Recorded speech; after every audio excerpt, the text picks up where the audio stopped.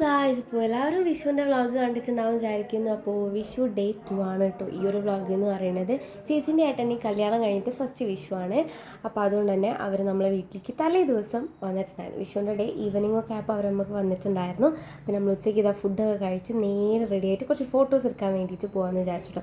അങ്ങനെ നമ്മൾ കുറച്ച് ഫോട്ടോസൊക്കെ എടുത്ത് കഴിഞ്ഞിട്ട് നമ്മളെല്ലാവരും കൂടി അമ്മമ്മൻ്റെ വീട്ടിൽ പോവുകയാണ്. എല്ലാ കൊല്ലവും നമ്മൾ വിഷുവിൻ്റെ അന്ന് തന്നെ നമ്മൾ പോകാറുണ്ട്. പക്ഷേ ഇവർ വരുന്നതുകൊണ്ട് തന്നെ ഇവരുടെ ഫസ്റ്റ് വിഷു ആയതുകൊണ്ട് തന്നെ നമ്മളെല്ലാവരും കൂടി പോകാൻ വിചാരിച്ചു. അങ്ങനെ മാമീൻ്റെ അടുത്ത് കയറിയിട്ട് മാമി നല്ല ജ്യൂസൊക്കെ ഉണ്ടാക്കി തന്നിട്ടുണ്ടായിരുന്നു. അങ്ങനെ അത് കുടിച്ച് കഴിഞ്ഞിട്ട് നമ്മൾ നേരെ മേലെ അവിടെ എടുത്ത ഒരു വീട്ടിൽ പോയിട്ട് അവിടുന്ന് കുറച്ച് ഫോട്ടോസ് എടുത്തു. അപ്പോൾ അമ്മച്ചൻ പറഞ്ഞു ഞാനും ആ വഴിക്കലെത്തുണ്ട് എന്ന് പറഞ്ഞു. അങ്ങനെ നമ്മളെല്ലാവരും കൂടി പോയി.